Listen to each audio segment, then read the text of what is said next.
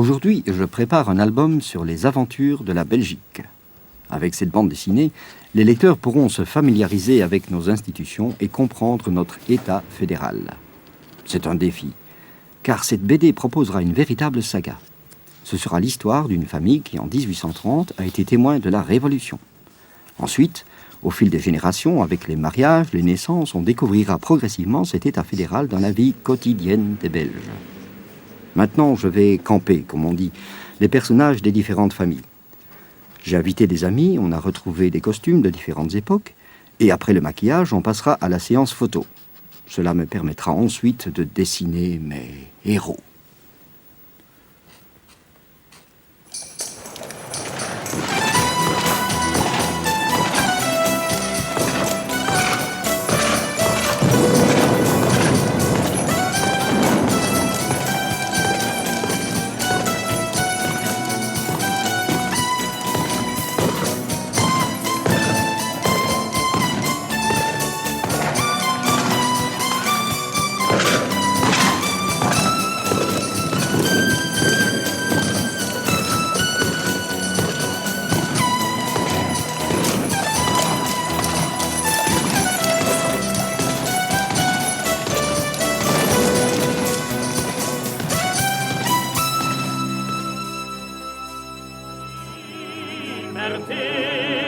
Amour sacré de la patrie, prenons l'audace et la fierté.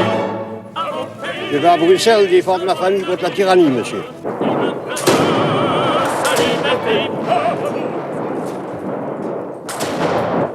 À sa naissance en 1830, la Belgique avait la forme d'un État unitaire. Cela veut dire que dans cet État, tous les pouvoirs relevaient d'une seule et même autorité. Dans un État unitaire, il n'y a qu'une seule loi, la loi nationale. Elle est souveraine en tout domaine et sur l'ensemble du territoire.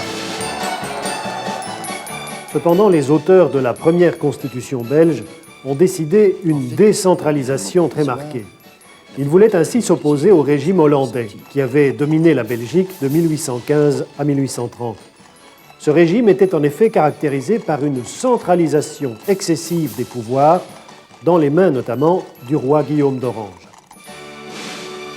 Cette décentralisation s'est donc traduite par la création de collectivités locales, les provinces et les communes, à qui la Constitution de 1830 et encore aujourd'hui celle de 1993 confie la gestion de tout ce qui est d'intérêt communal et provincial.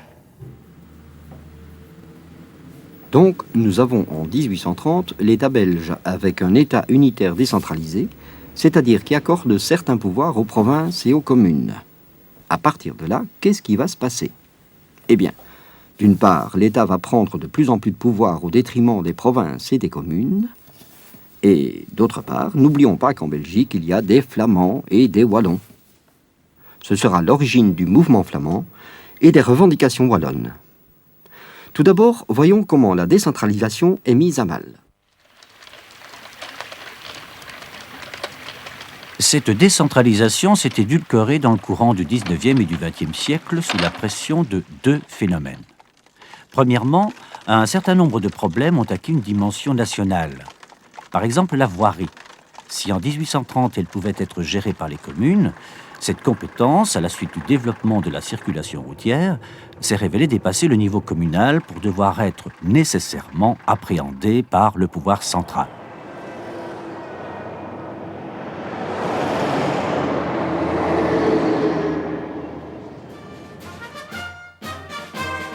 Second phénomène.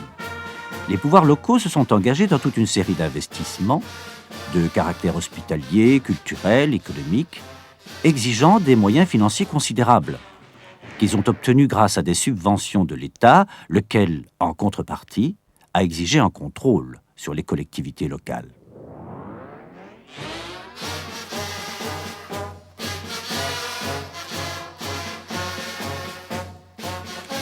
Donc, avec le temps, les collectivités locales ont vu leur pouvoir se réduire. Et simultanément, on a vu se développer en Belgique deux mouvements, du côté flamand et du côté wallon. Deux mouvements aux aspirations différentes.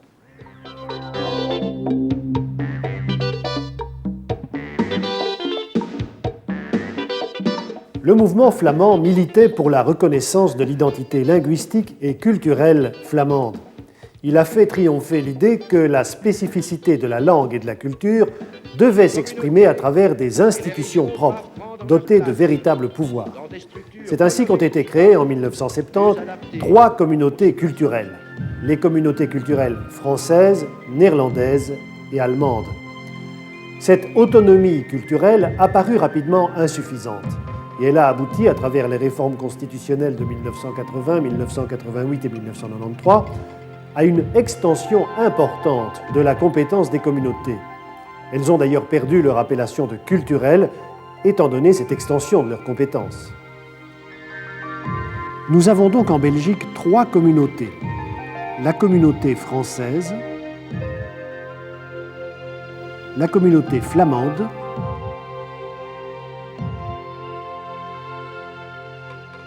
et la communauté germanophone.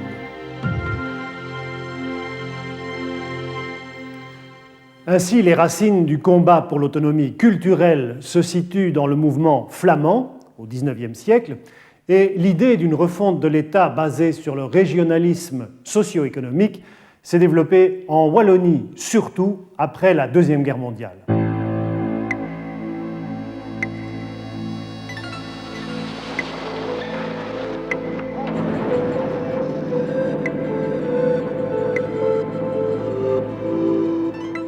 La Wallonie, région de vieille industrialisation, avait subi la crise du charbon et de l'acier.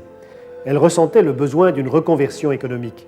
Devant l'impuissance du pouvoir central à assurer sa reconversion, la Wallonie exigea la maîtrise de ses moyens et de la décision sociopolitique. En 1970, la révision de la Constitution, tout en consacrant l'existence de 3 communautés, posait également le principe de l'existence de 3 régions, les régions wallonnes, flamandes et bruxelloises. Cette autonomie des régions a également été accentuée au cours des grandes réformes constitutionnelles suivantes. Mouvement régional d'une part, mouvement communautaire d'autre part, ces 2 mouvements aboutissent en mai 1993 à l'inscription dans la Constitution de cette phrase essentielle « La Belgique est un État fédéral ».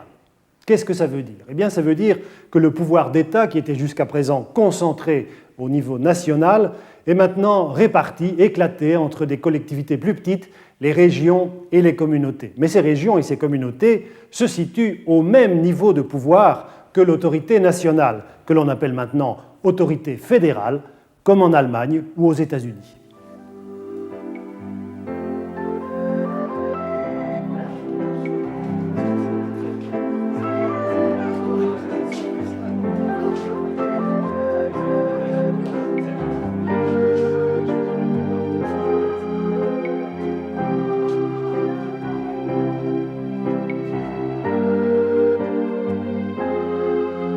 Nous allons essayer de nous frayer un passage dans le dédale de nos institutions. Elles sont compliquées, disent certains. Elles sont complexes, dirons-nous, parce que l'État belge, dans sa structure socio-culturelle, est complexe. Plusieurs approches étaient possibles. Nous avons choisi une approche qui réponde aux questions que vous vous posez sans doute aujourd'hui.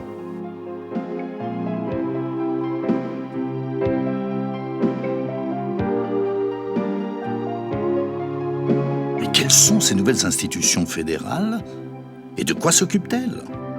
Comment fonctionnent les communautés et les régions? Que deviennent les provinces et les communes? Dans cet état, comment protéger les minorités et résoudre les conflits éventuels?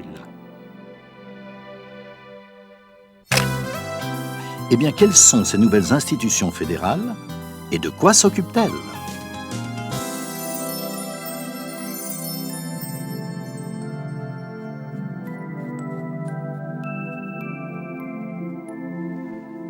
Apparemment, rien n'a changé. La Constitution confirme qu'il y a un pouvoir législatif composé des 2 chambres et du roi, et un pouvoir exécutif, le gouvernement fédéral, articulé autour du roi et de ses ministres. Mais en réalité, des changements importants ont été apportés au niveau du pouvoir législatif, essentiellement les 2 assemblées, Chambre et Sénat, et il y a eu aussi des changements importants dans le fonctionnement du pouvoir exécutif. Commençons par examiner ce qu'est devenu le pouvoir législatif et plus spécialement les 2 assemblées, Chambre et Sénat. La Constitution de 1830 avait opté pour un bicaméralisme. C'est-à-dire que nous avions deux assemblées politiques au niveau national, la Chambre et le Sénat. Ces deux assemblées politiques étaient égales en droit, c'est-à-dire qu'elles disposaient des mêmes compétences.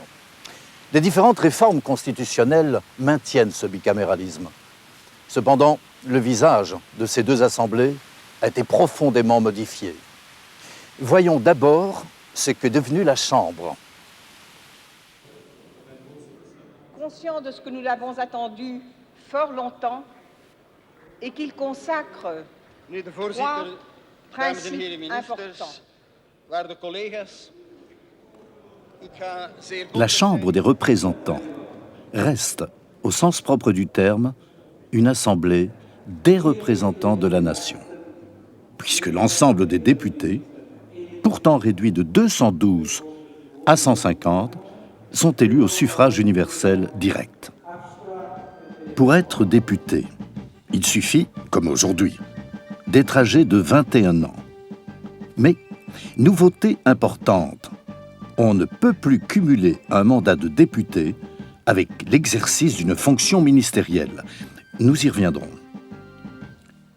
En ce qui concerne les compétences de la Chambre, on ne peut pas dire qu'il y a des modifications importantes, sauf en ce sens qu'un certain nombre de compétences qu'elle exerçait conjointement avec le Sénat lui sont à l'avenir réservées en propre. Ainsi, la Chambre des représentants a dorénavant le monopole du contrôle politique. Cela veut dire qu'elle est seule habilitée à investir le gouvernement et éventuellement à voter à son égard une motion de méfiance. De même, la Chambre des représentants a désormais une compétence exclusive en matière budgétaire. Par contre, la fonction constituante et législative, elle continue à l'exercer, mais conjointement avec le Sénat. Mais s'il y a conflit entre les deux assemblées quant à l'adoption d'un nouveau texte, la voix de la Chambre est prépondérante, sauf pour certaines législations de base où l'accord des deux assemblées est requis, ainsi que pour la révision de la Constitution. Quant au Sénat, il a été profondément modifié. Le nombre de ses sénateurs a été considérablement réduit.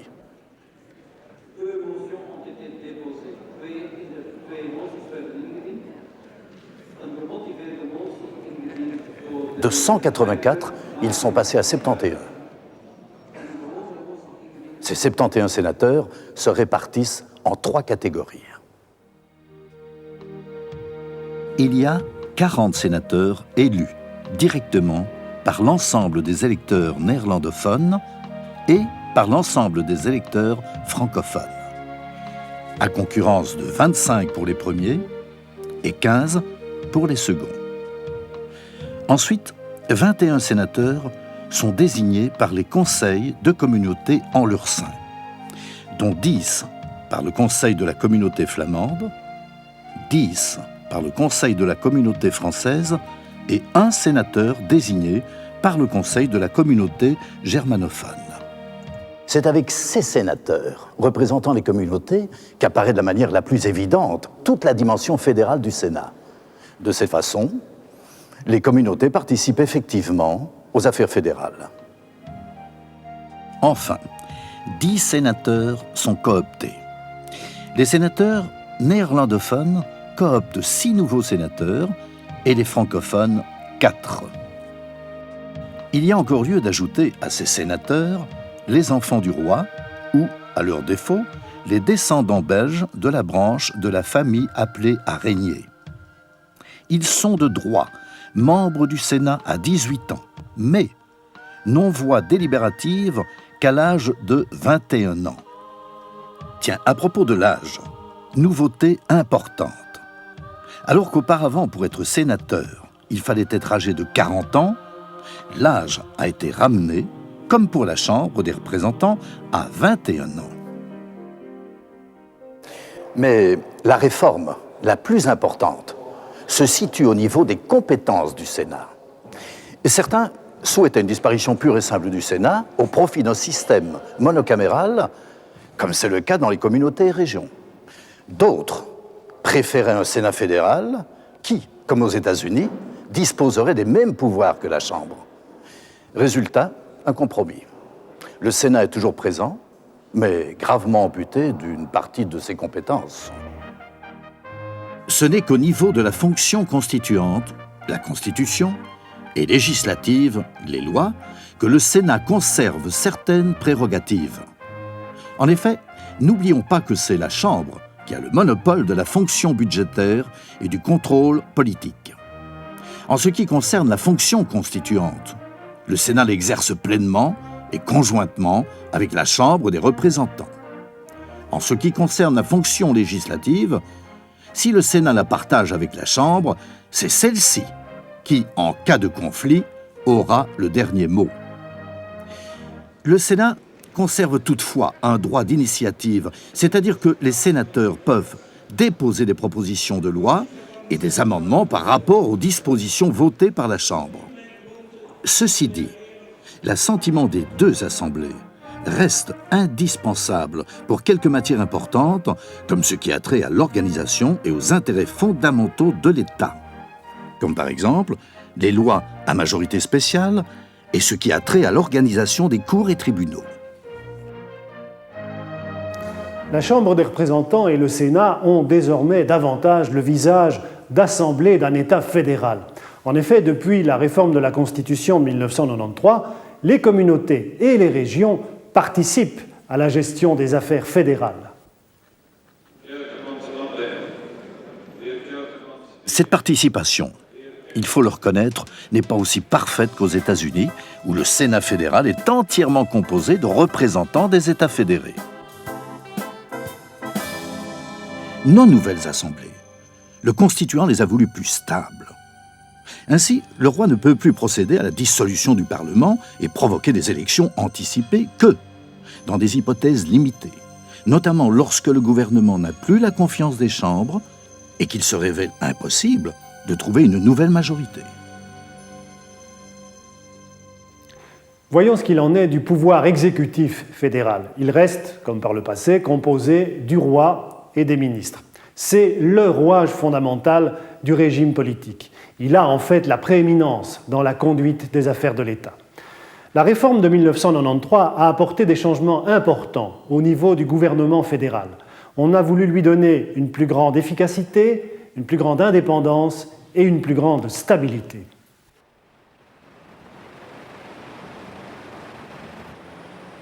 On a réduit le nombre des ministres fédéraux. Désormais, ils seront 15, y compris le Premier ministre, tout en rappelant que la parité francophone-néerlandophone doit toujours être respectée au niveau du Conseil des ministres.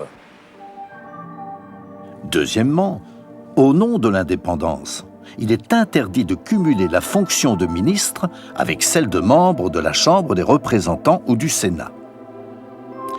Troisièmement, soucieux d'une plus grande stabilité, le constituant a voté le principe de la motion de méfiance constructive. Elle implique que la Chambre des représentants ne peut contraindre le gouvernement à démissionner que si, simultanément, elle désigne un successeur au chef du gouvernement, c'est-à-dire qu'elle doit proposer au roi le nom d'un nouveau Premier ministre.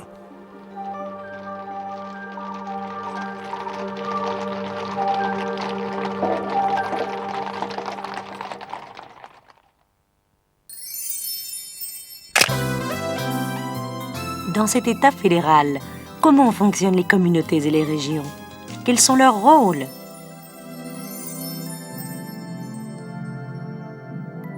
La Belgique s'est transformée fondamentalement. D'État unitaire, elle est devenue État fédéral. Cela veut dire qu'à côté des compétences qui restent attribuées au pouvoir central, à l'État fédéral, de nouvelles entités, les communautés et les régions, ont désormais des compétences qui leur sont propres. Il faut souligner que les régions et les communautés ne peuvent pas du tout être assimilées aux provinces et aux communes. Les provinces et les communes restent dans un état de subordination par rapport à une autorité supérieure. les communautés et les régions se situent bien, elles, dans un rapport d'égalité avec le pouvoir fédéral. Cette égalité se traduit notamment par le fait que les normes qu'elles édictent, appelées décrets ou ordonnances, ont la même valeur que la loi.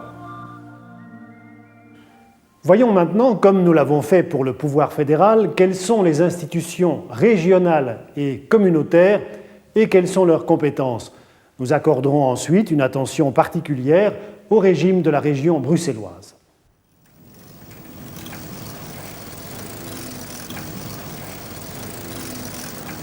Les communautés et les régions disposent, comme c'est le propre de tout pouvoir politique, d'une assemblée délibérante, appelée conseil, et d'un organe exécutif dénommé aujourd'hui gouvernement. Pour bien marquer leur légitimité propre, les membres de ces conseils sont élus directement par le citoyen. De plus, pour éviter toute confusion possible avec les élus nationaux, le mandat de membre d'un conseil est incompatible avec celui de député ou de sénateur, à l'exception évidemment des membres du Sénat qui sont élus par les communautés.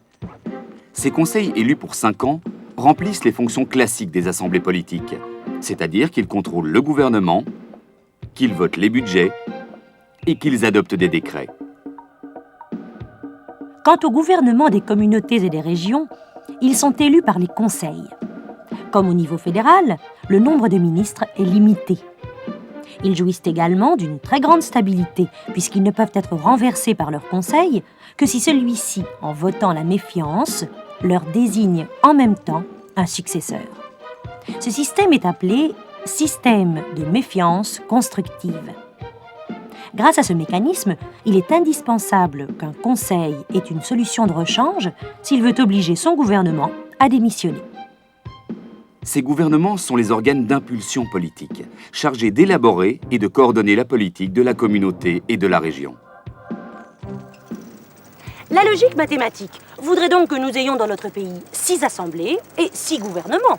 Puisque nous avons 3 communautés et 3 régions.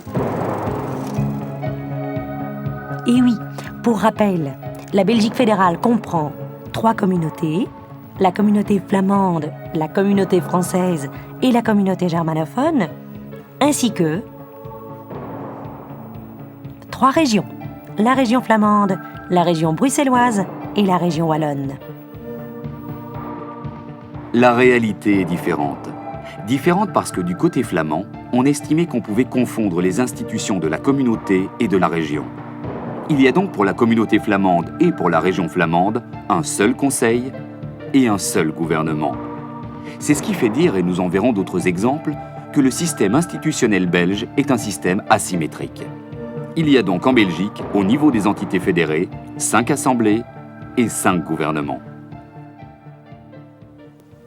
Quant aux compétences des régions et des communautés, on n'a pas retenu le système adopté en 1830 pour les provinces et les communes qui sont compétentes pour tout ce qui est d'intérêt provincial et communal, mais on a préféré transférer aux régions et aux communautés des blocs de compétences déterminés. Eh bien, voyons maintenant concrètement quelles sont les compétences des régions et des communautés.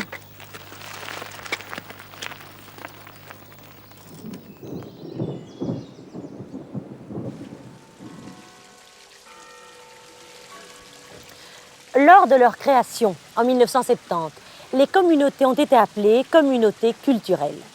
Cela veut dire que, outre la question de l'emploi des langues en matière administrative et dans les entreprises, ces communautés étaient au départ exclusivement compétentes en matière culturelle.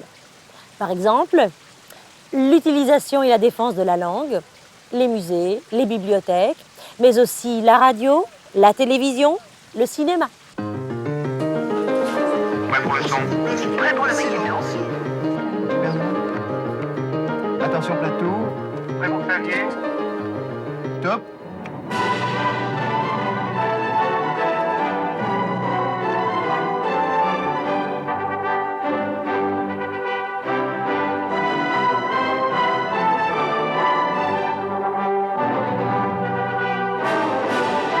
Pas le temps de mentir, ni de quitter la scène.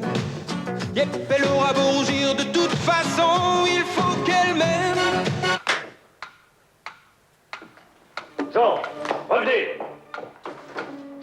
Jean.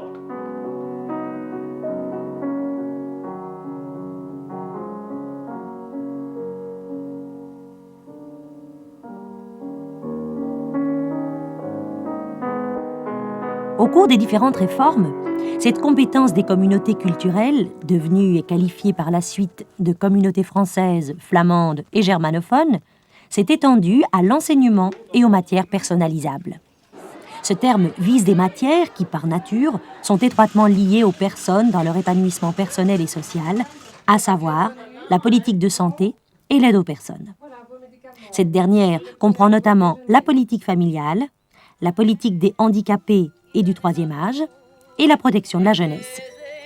Il est vrai que cette compétence communautaire est assortie d'exceptions importantes au profit de l'État fédéral. Ainsi, l'assurance maladie et invalidité, dans le domaine de la politique de santé, échappe à la compétence des communautés. La réforme de 1993 n'a pas modifié de manière importante les compétences des communautés. On y a ajouté le contrôle des CPAS et tout ce qui concerne la politique de la recherche scientifique, du moins pour les matières relevant des compétences communautaires. Quant aux régions, c'est surtout dans le domaine économique qu'elles se sont vues reconnaître des compétences. Ainsi, au terme des différentes réformes constitutionnelles, les régions sont désormais compétentes pour tout ce qui concerne notre habitat et notre environnement. Par exemple, la politique des déchets,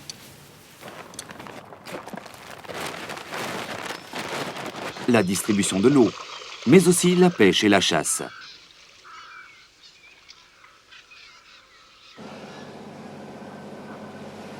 Elles sont également compétentes pour certaines matières agricoles, comme par exemple la promotion des produits agricoles et horticoles. C'est évidemment la région qui est en charge de la politique économique. C'est elle qui donne l'impulsion ou l'aide utile aux entreprises. C'est elle aussi qui est compétente en matière d'emploi.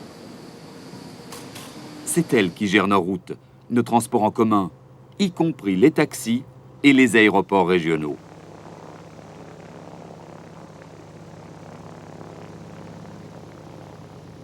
Enfin, comme les communautés, elles sont compétentes pour la recherche scientifique dans le cadre de leurs compétences. Comme on le voit, les compétences des régions sont très étendues. En effet, plusieurs matières ont été soustraites à l'État fédéral pour être attribuées aux régions. Mais, comme nous allons le voir, le pouvoir fédéral reste compétent dans certaines matières. Allez, la toute belle forme et toute belle poire, là, du jamais vu dans les pommes, là, 5,95 kg.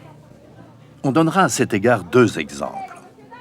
Premièrement, si effectivement la politique économique est de la compétence des régions, le législateur fédéral reste compétent pour tout ce qui concerne l'union économique et l'unité monétaire. Concrètement, cela signifie notamment que la politique monétaire, la politique des prix et des revenus, le droit de la concurrence restent de la compétence de l'autorité fédérale. Deuxièmement, si les transports en commun rentrent dans la compétence des régions, une réserve importante a été inscrite. Les transports organisés par la Société nationale des chemins de fer belges restent de la compétence des autorités fédérales. De la même manière, si les aéroports sont de compétence régionale, c'est à l'exception de l'aéroport de Bruxelles National.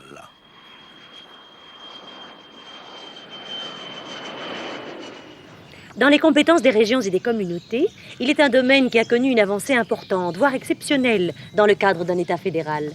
Il s'agit des relations internationales. Comme c'était déjà le cas dans la Constitution de 1830, le roi, et donc le gouvernement fédéral, conserve la responsabilité des relations internationales et est compétent pour conclure des traités internationaux. Cependant, la réforme de 1993, dans son article 167, reconnaît également aux régions et aux communautés la possibilité de conclure des traités internationaux, mais uniquement dans la sphère de leurs compétences. Toutefois, un système de concertation est mis en place pour que la compétence des communautés et des régions en matière de relations extérieures ne contredise pas la politique étrangère qui reste de la compétence des autorités fédérales.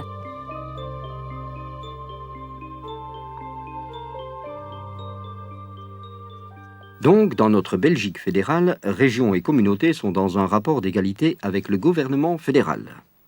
Leurs compétences sont très étendues. Mais, pour être complet, il faut voir comment les institutions communautaires et régionales sont organisées à Bruxelles.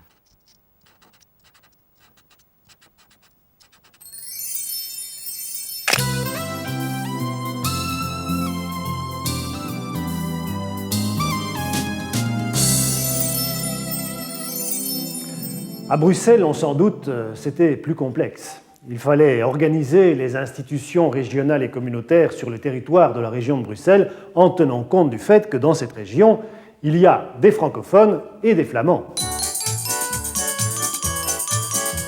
La région de Bruxelles-Capitale comprend les 19 communes bruxelloises. Comme les autres régions, elle est dotée d'un conseil et d'un gouvernement qui exercent les compétences régionales. Mais comme il y a des néerlandophones et des francophones à Bruxelles, le régime de la région bruxelloise devait être légèrement différent. Pourquoi ? Eh bien, essentiellement pour protéger la minorité néerlandophone de Bruxelles. C'est aussi pour cette raison que sur le territoire de la région de Bruxelles-Capitale, les compétences communautaires sont exercées par des institutions particulières. Mais voyons d'abord comment fonctionnent les institutions régionales à Bruxelles.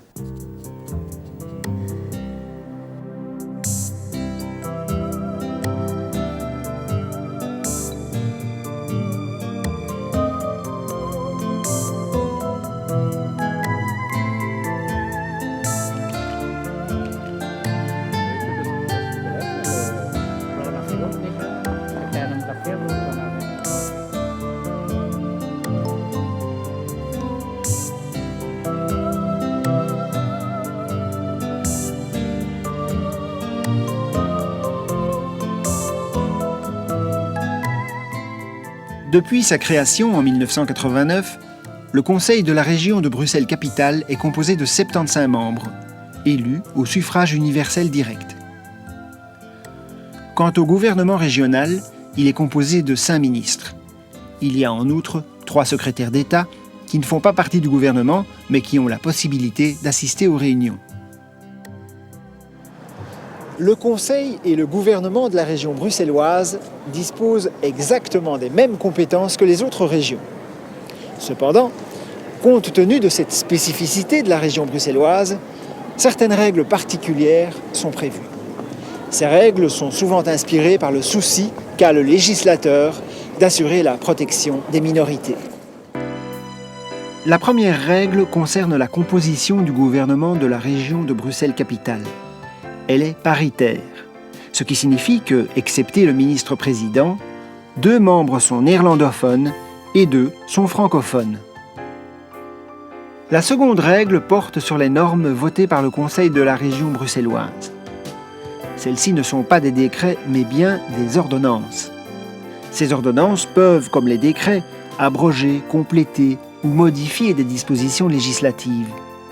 Mais il y a une différence, en ce sens que les tribunaux peuvent refuser d'appliquer une ordonnance, ce qu'ils ne peuvent pas faire à l'égard d'un décret, s'ils la jugent contraire à certaines dispositions constitutionnelles ou à la loi organisant les institutions bruxelloises. La troisième règle donne la possibilité à la minorité flamande, comme aux francophones d'ailleurs, de suspendre la procédure si elle estime qu'un projet ou une proposition d'ordonnance est de nature à porter gravement atteinte aux relations entre les communautés. Cela nécessite les 3/4 des voix d'un groupe linguistique. C'est le système de la sonnette d'alarme, semblable à celui qui est prévu au niveau fédéral. Si les matières régionales, comme la voirie, les transports en commun, pouvaient être gérées conjointement par les francophones et les néerlandophones dans le cadre des institutions régionales, par contre, cela se révélait beaucoup plus délicat pour les matières qui ont une dimension personnelle plus marquée et qui relèvent donc de la compétence des communautés. On a donc adopté une solution spécifique.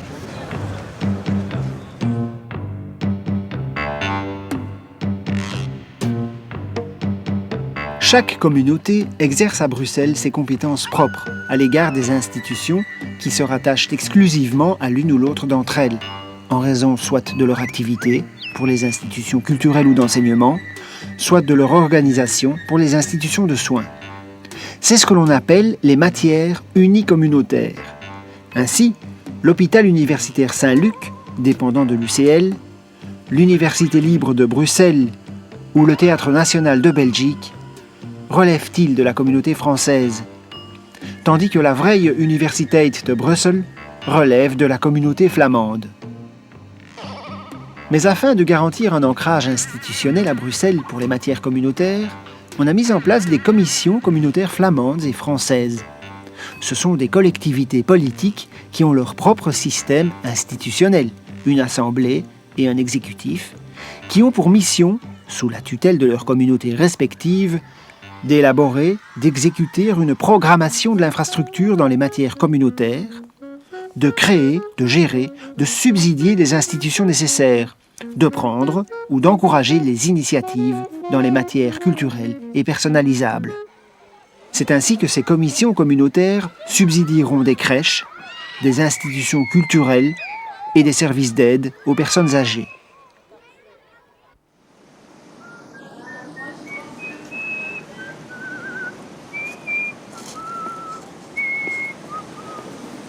Mais à côté de ces matières unicommunautaires dont je viens de vous parler, il existe des matières communautaires que l'on ne peut pas rattacher exclusivement à l'une ou l'autre communauté. C'est le cas, dans les matières personnalisables, des hôpitaux dépendants du CPAS, qui ne peuvent être qualifiés ni de francophones ni de néerlandophones. Pour gérer ces matières personnalisables bicommunautaires, on a mis en place une collectivité politique, la Commission communautaire commune, composée d'une assemblée et d'un exécutif. Et en ce qui concerne les matières culturelles que l'on ne peut rattacher à une seule communauté, comme le Théâtre Royal de la Monnaie ou le Palais des Beaux-Arts, c'est le gouvernement fédéral qui reste compétent. On nomme ces matières les matières biculturelles.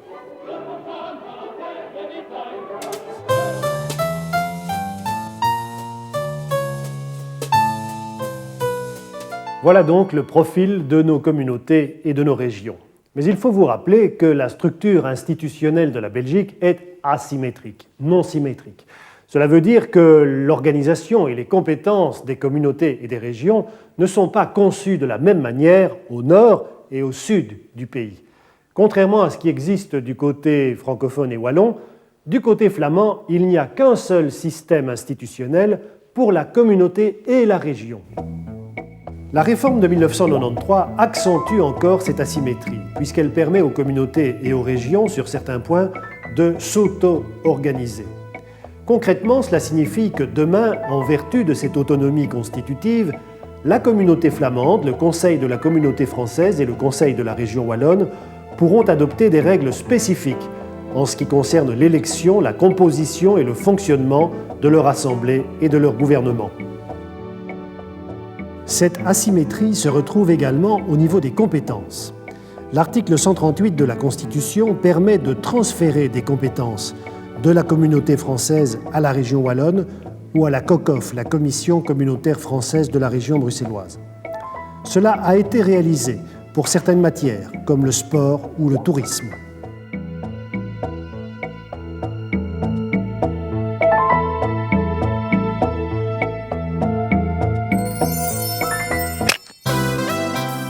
Que deviennent les provinces et les communes ?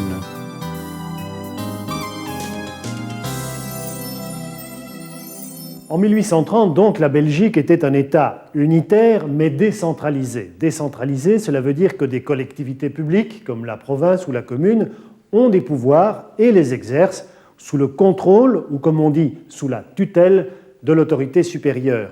Exercer la tutelle, c'est veiller à ce que les pouvoirs décentralisés agissent dans le respect de la légalité et de l'intérêt général. Cette décentralisation s'est donc traduite par la création de collectivités locales, les provinces et les communes. Et oui, les provinces sont des collectivités locales qui s'occupent de tout ce qui est d'intérêt provincial.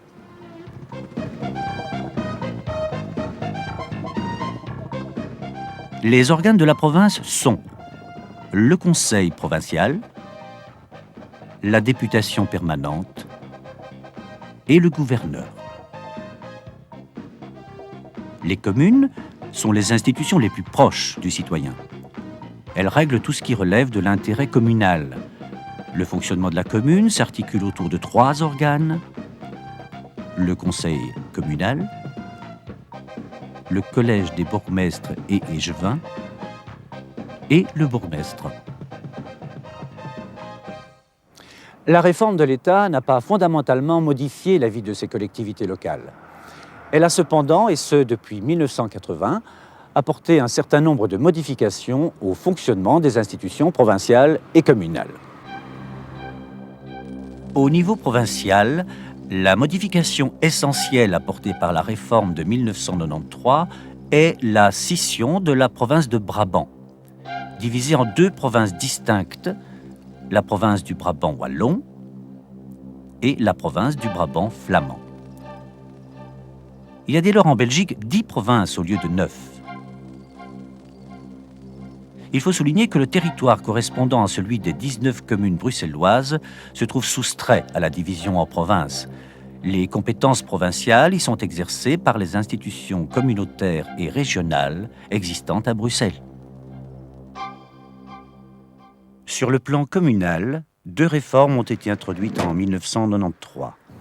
La compétence en ce qui concerne les CPAS, les centres publics d'aide sociale, est, sous réserve de certaines exceptions, communautarisée. Jeudi, hein? Enfin, la matière des intercommunales, qui était encore pour partie la compétence de l'État fédéral, est transférée aux régions.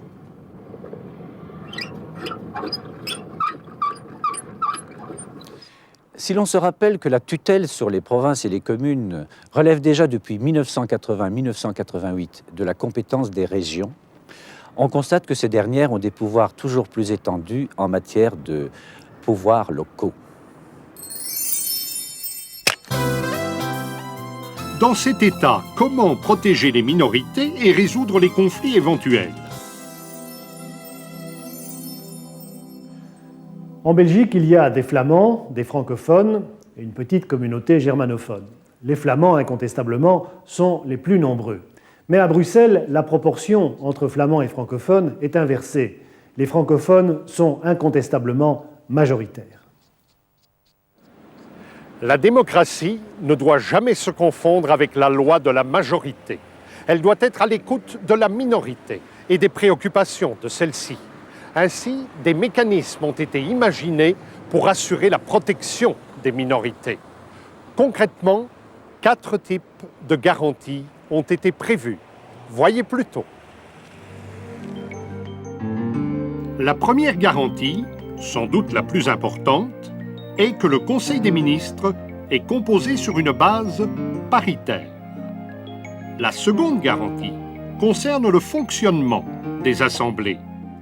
Si en principe les décisions y sont prises à la majorité des suffrages, pour certaines matières, on exige une très large adhésion nationale qui s'exprime dans des majorités renforcées.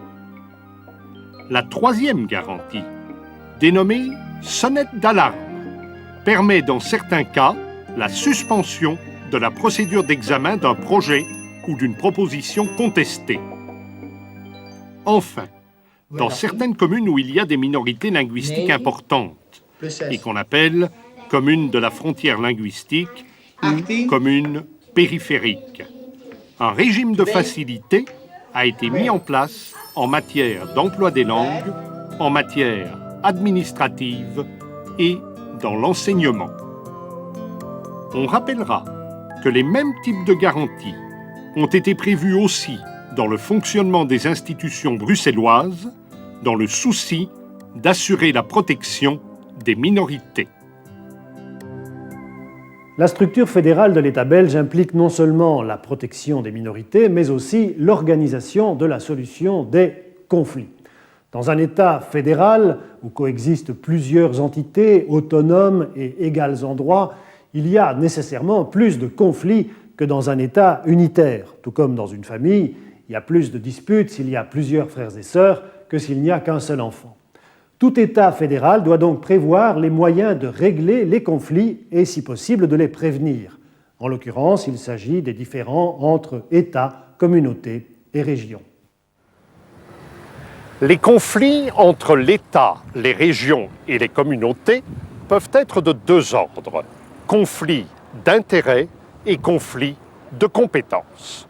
Voyons tout d'abord les conflits d'intérêts. Par exemple, la région wallonne peut, dans le cadre de sa politique en matière de l'eau, être amenée à prendre des mesures qui lèsent les intérêts de la région flamande, puisqu'une partie de l'eau de celle-ci provient de la région wallonne. Ce conflit est essentiellement d'ordre politique. Sa solution nécessite donc l'intervention d'un organe politique. Un comité de concertation est chargé de régler ces conflits d'intérêts. Ce comité est composé sur une base paritaire de représentants du gouvernement fédéral et des exécutifs communautaires et régionaux. À côté des conflits d'intérêts, il peut y avoir des conflits de compétences, c'est-à-dire des conflits qui naissent de la violation, et oui, des règles qui répartissent les compétences entre l'État, les communautés et les régions.